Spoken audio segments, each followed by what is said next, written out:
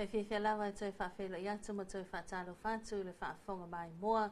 ia ale mamalu mo pa ia se tātou tuduu. Ka mese la tō lo mwhai ona maua tātou whaasalonga e lunga penga te whailangi le nei tai au wha maa lolo soi fo manuia, wha maa lolo malanga manuia ia vi ia lea tua o tātou lia le nei tai au fau. Ai pe on whaelo le taimo sola le tai le lai tātou polo kalame tāna walawa Samoa ia stasi wo i tātou Faatalanoaga ia male Faalapotopotoga Inisiua Samoa ia po o le Slack ia awa fo fa mala maina ia male tu ina to niso la to fa lawi loa ia ona manino ia masila fia ia ilo tato tunu fifie fa ilo le mato lo nei ia le ua se e lo tu le tau matau ia le lo la tuai ia le fionga ia tele a pesenga fa vai so o tuai le ia male sunga ia yorina le afa ia male fionga ia au sia le manaia fianga inga tole foa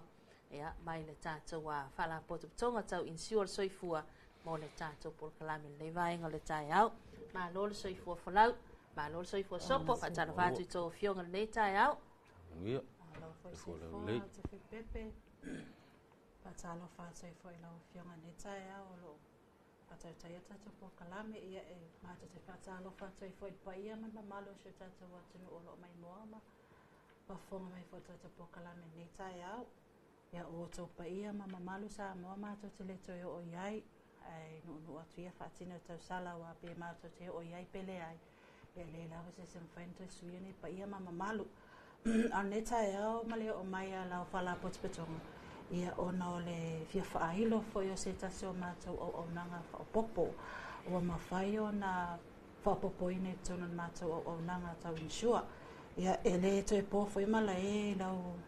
fionga ata pepe ia ole mato Faalapotopotoga ia le au nanga e mato te fito tono ma le au nanga tau Inisiua Samoa ia ai peitai ia ua whaamani ina fo'i le nei tai au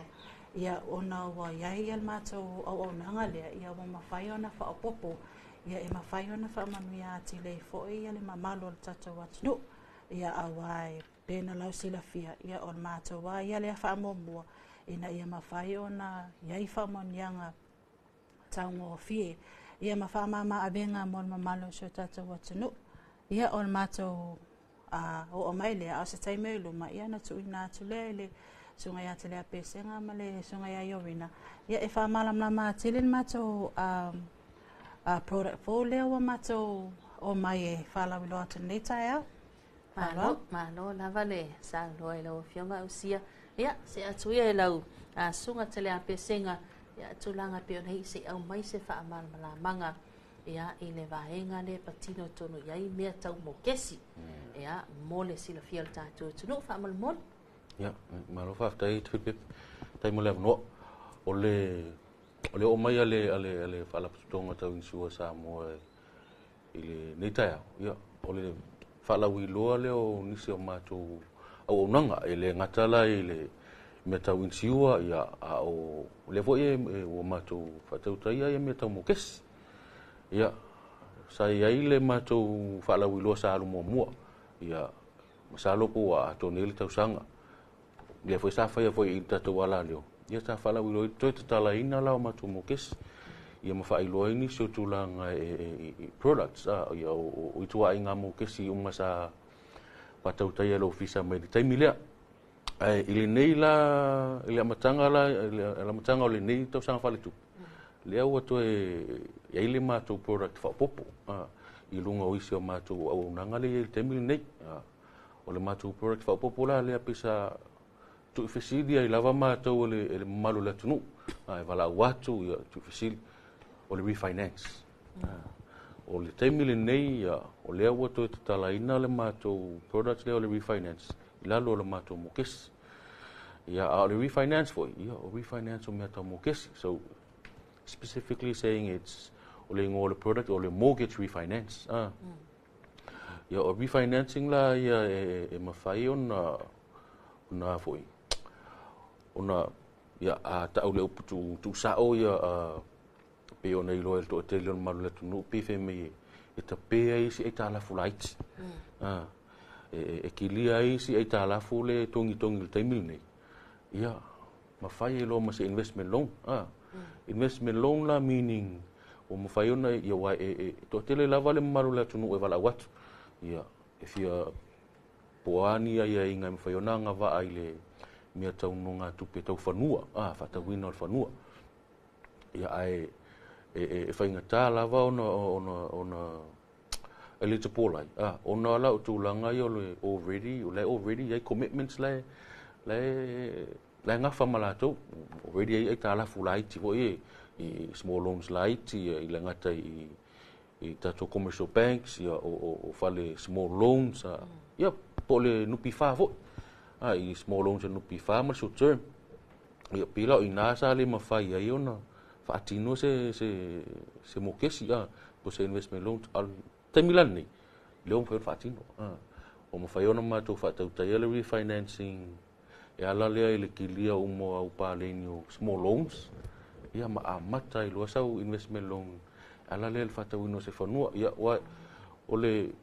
le manu lauti lava ia le whaatino ina o le mortgage refinance lea ona e toatele lava le malo la tunu o lo auto wa atu le ofisa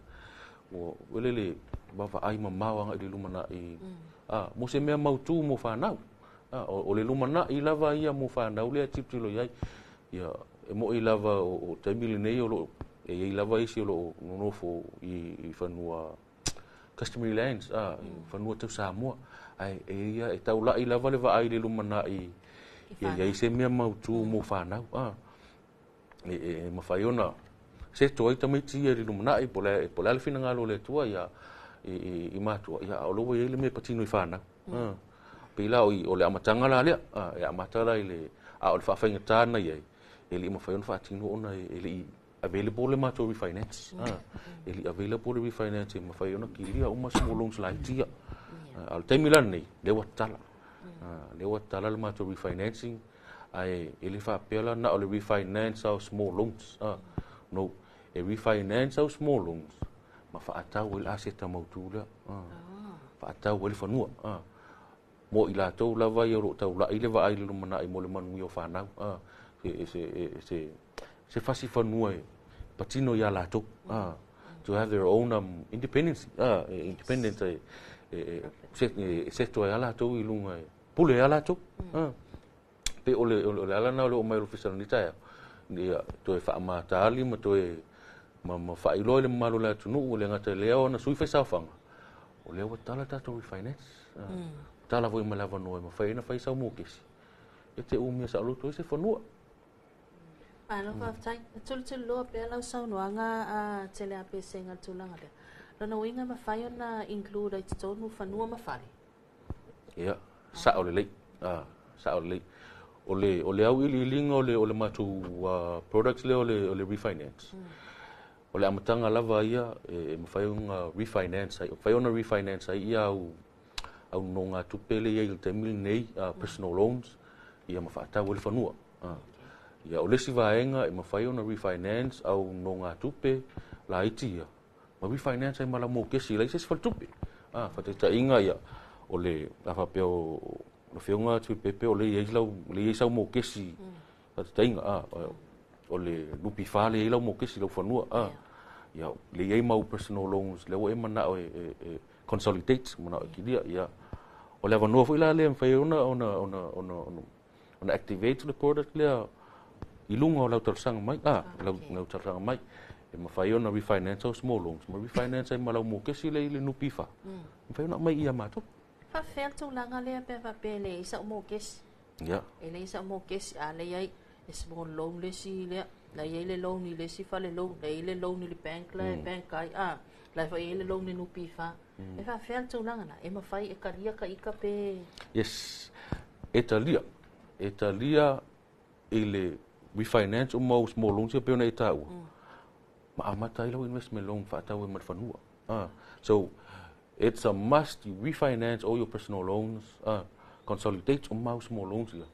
ma fa atau le fanua so le pe ole aim le na ole refinance it's giving to tatala le no vo le malo le tunu le ngata le su fi sa fanga le Faalapotopotoga e ma fai ona e o mia se fanua i la lo mo ai tung fa weting ole upulea tele a pesenga sui fai sa fanga o lona winga e na o ila tau o la ia ila tau sa fanga i tono Faalapotopotoga pe ma fai a success te min nei o la tau o le sina criteria ole o mato mo kes o ila tau le ia sa fanga pa te inga fa pe o le te su watu ele ia sa fanga e ma fai ona vea o mato pa e ma fai ona fai lau sa fanga sign up lau policy ia ma Faatalosanga i lola ele ma se mo kes e ma fai it's an opportunity to gain customers i la lo mato portfolio i la lo mortgage under mortgage at the same time folele fai loa le malo le tunu le ta u le ia o sa life insure policy wa le winga le Faatalanoaga ole ya oisi lava tilo pe se mai mau te mi mai mau le tupe pe ole tupe alu vale le tupe alu life insure but o te moli mai wat ole me mua le fa ave le fa mua le ale al palang fa te inga fa ngofial na e mua tau na pale le palang fa langa insure life insure o ngai folele awata tu te va ai te milinit ata tu va ai mama i lumana ele ngatala mo ata tu fa na ya mo ai nga fo ole nga le na ole yo sa life insure i la lo le Faalapotopotoga malo fa tai sang noa tele a pesenga ya mana tole tau fai lava ne ya tau fa pula tu va inga le ya wala tuli loa mai le tato tunu ya se atu la sunga yo rina fa mole ya o tulanga fo ile tau le pui o la ta pe o ule ala mua atua i le tau refinance o mea o te mana o mia documents e ta pena atua ia upe ia se fi ia mawaiga uma fa pena ha mole Whaftai te whipepe tu sama le whafsili. Ia pe fo ia na whaai loa le taimi wa sola ia tūlanga le mātou whalawi loa lo whai ua tatala ina taimi nei. Ia ai tu saima le whafsili ia o mea masani lava. Pe ia ona iai fo isi whai loan. E te sua tu malau bank statement malau pe silipi. Whai ela ia leo le ilo ilonga mua. Pe te anga waa pele ia na whatoa a mautu e la ia mawhai loa tunisi mei tua e tapena mai. Pe o le pe polfanua ia maisi mau me mo mie fa mo ni ela o talaf e ma fai e ma to ia mai se vai ma matua pe o lo no fo ma ona I fasi fanua fo ina e mai le malo a fanua o le fo I tau tong e ma fai e ma to fanua na ala so o le vainga fo ile o laua mau ai lo taingo I te tonu fa mau ngol fanua o lai tong e ma fai nga guarantee el tulanga na ia la ka refinance le fia file tau Faalapotopotoga. Ia whaftai no whionga tupi pepe mo le whafsili. E le tūlanga le a whapea o lo iei sau mō kesi o lo iei taimi nei. For example, lai le bank la mō kesi. A le te mana atu e whaisa refinance. E include la lau loan le bank I le assessment o la refinance. Ina ia mawhai o na au mai la loan mato Faalapotoga le whanua. Guarantee atua ai lau no ngā tupe atua. E include ma lau refinance le bank. Ia ai fua foi la le nga fatia e lo tongi o na tongi. Pea wha pētai ino mai au small loans ia include ma lau loan le bank. Alu lea ua mai o na saingi tātou whea ngainga. Alu wha le tonu misi au ngia upe mengi se lua pe koru. E ono toi se ia la ta no ngā tupe le na whai tau Faalapotopotoga wha malmoa. Ia o le tūlanga le ia pe fo ia o na tātou masania. Ia lava ia inga e ui e awala whapea a whapea whale tonu lau ai tālafu ia e 12% tului penalty interest. Awa taimi nei e 12% tului le normal interest. Ia 12% le tului penalty interest ia e whaasolo lava le process masani. E mala awa tu oe, longo atu oe tu sai male whale tonu lau tonginga lau ai tālafu. Ia ma whaawawa ia e whaia negotiation fo inga le tau tohinga pe fiele me te afford ina ia mawhai ona whamalia ina mai tu e lua. Whamalia ina oe le clients, whamalia ina fo le Faalapotopotoga. Ai list ia tutongi lau ai tālafu. Okay. Mole se whaamalama mai alwa enga lea Yorina. Whawhewhea alu wa umai wa mato ile mawhaia leto e mawhaia na ngawhatia no toi whainga ruenga. E mawhaia na tutongi mai lau whanau lai o inga ruenga whaavaitaimi ia lau refinance. Ia, e tala lewa no, a whapea tu langa lea wa alu e se whawhitau di whapea tu lai mai lo soifua. O na weli ngawhatia le tu langa tau ngā ruenga o na o mai o le tino. Ia e mawhai ona tongi mai lau whanau, so soani mai lau whanau e tongi lai tālafu. Ina ia whaawau ai pēr le o tongi ngā lau ai tālafu. Okay. O a ula ia ila usau whanga, whaate ta inga. Alu, ia tupus whaalawalawi whaafuase ia te au. Ia umalo uola tulou, whaafonga mai al tātou. Tudu umalo tau whaamalama mai al tātou pokalami. O aie ngafa male tutongi ina o lau ai tālafu. Ia afo e o le tu sai mal whaafsili ta Filipepe ia o le tulanga tonu lawa na ia le on whai loan security. Awa a whape alu e se whawhitau le tupu mai a te oe polo soifua. Ia le le security o le loan e mwhai ona tapai le officer. Ina e mwhai ona recover le fund sa wha alu lau no ngā tupe. Ia e fia fo e whai loan nei tu la ia pe fo e ona whailo le sunga ia te lea pesenga. Ia le mato whalau i loa le mortgage refinance. Ia e tolu lava security o lo whape ona mawhai ona whaonga ina mato taimi nei o le first mortgage, which is o le whanua le umia sa o loto. Ia o le afo nei, o le third party mortgage. Mos whate ta inga a whape le iso whanua, a o lo o se whanua o mātua. Ia mwhai on consent, mai o mātua e whaonga le whanua guarantee ai lau ai tālafu. Mo le first mortgage a ia na le ona sifuru ona pasene, e mwhai ona mato whaonga ina le value o lo whanua. Ia o le mako third party mortgage, e na o le 5 pasene. A whapea la ua e latu malo whanua, e ona sifuru ona pasene le whaonga ina le Faalapotopotoga. A e te le value o lau ai tālafu. Ia ona mawhai lo la, ia ona fisosoani le lau life policy insurance e whaalawa le security o lau ai tālafu. 5% la ma te whaonga ina mai lau life policy insurance. E whaalawa le security o lau ai tālafu. Ina ia mawhai lau no ngā tupe. Malo whaaftai. Ia umane ia lan tātou polokalame. A matalona ngā solo atulu manu tātou atulu nei. Wala ua manina mai. Au sia te fia whaupopo tūlanga lea whamanmon. Ia, pēna e saunoa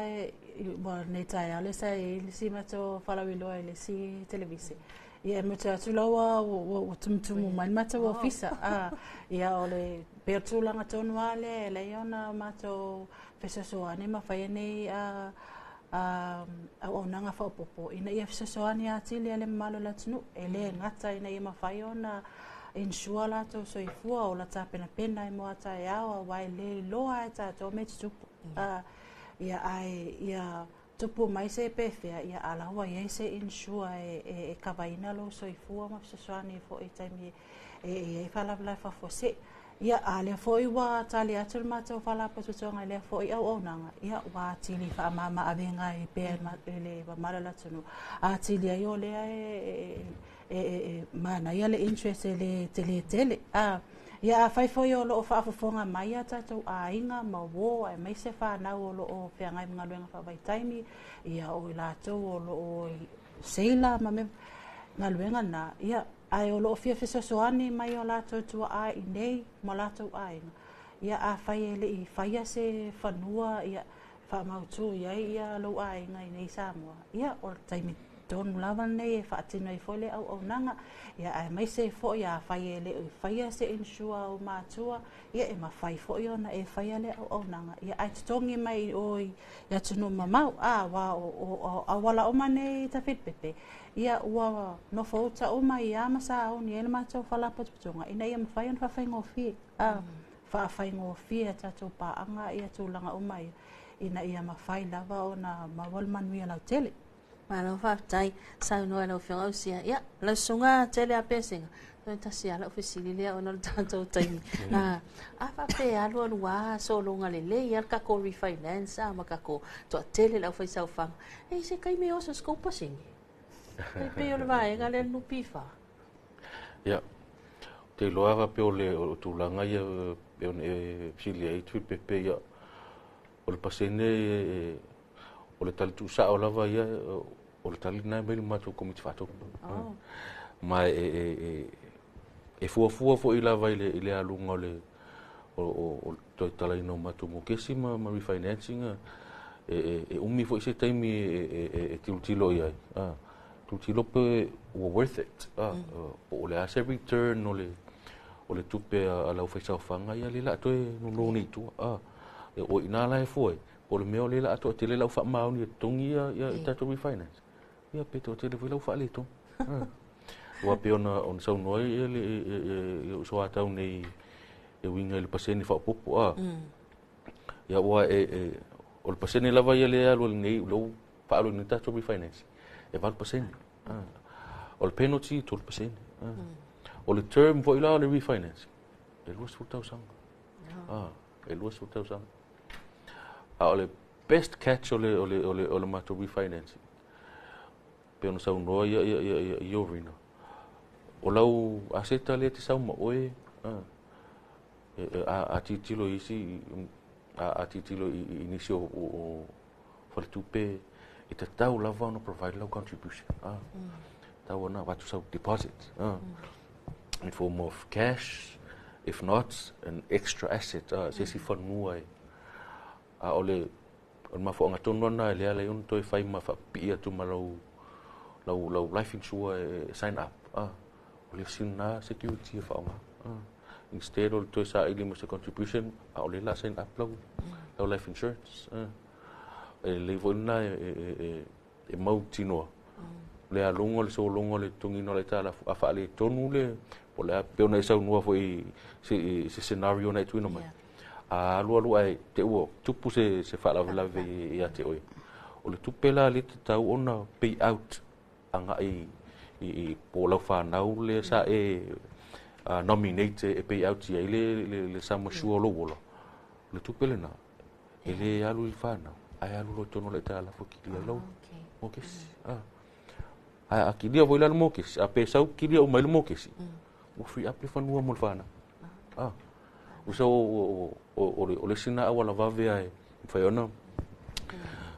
ki dia le mokesi da mau tino ai lo male aseta awale fa na lu mana malo fa tai sa noa tele a peseng ya ausia fa vai a mai ta toa a vai nga fo inisi vai nga pa watu ya fa tai te fit pepe ya na ole toi fam na le toi fam na tua ma toi fia fa pia ma toi sa no nga pesenga ai le i fa mai na ma to Porkalami. Ile tūlanga le pasene le sa e fisilingia ia e sa ole le lava le tūlanga le sa no toi pesenga le to le boketi au no le fato a matal mokes. A tūlanga i pasene o ma to Faalapotopotoga o la tonu ana le na ia si fa asilinga tupe pe a la tu ne tala lau insurance lau matua lau insure pe o tala fo itua no maliu e le te va ai o la ye le ponesi ma le interest o fa popo ton so e matou Faalapotopotoga instead of matou ta ngofi to tongia ku fa dividend like the NPF ia ai o lo matou tu wina i tonu tu sa o i tonu o lau samashua le lau sa fanga ina ia mafai ona tele ai ia lau samashua e tala mai taimi te mo mi ai ia ai avele nei taimi te filpepe mo le atuaile fa tai tele lava matou Faalapotopotoga mai matou ofisili sunga ia heseti ia o polenga ia ai mai se le matou ofisa ato e mole to e matou fa tai tele lava ia matou pa anga uma lava ia mole lango sua fo il matou o nanga ave fo nei taimi e fa malulu at fo is au nanga la fo se upu wasala o le to tamali il fa fonga matou pokalam nei tai au ia alo fama la fo no le aina matou te matua to lava ina ia a le nei aso ma fofonga fai se tata watunu ia manuia tele lava soifua ma ia manuia. Alo whaatai sa no whaafonga manini o tātou tunu tau whaama sa noa ia tātou wa sui nei mai le Faalapotopotoga tau Inisiua le soifua ia po le Slack whaamanino whaamalamalama nisi o lātou whaalau loma au nanga lau tele ia a le tātou Faalapotopotoga sa poponga hoi nao le tātou poklame ia e le nei a tai au se sel poponga tai masani vai aso fo ai manuia tiu te mawhaiva manuia fo le whaamaina ngā luenga o tiu te nei aso vai se whaafonga le atunu tau whaasoi fuau.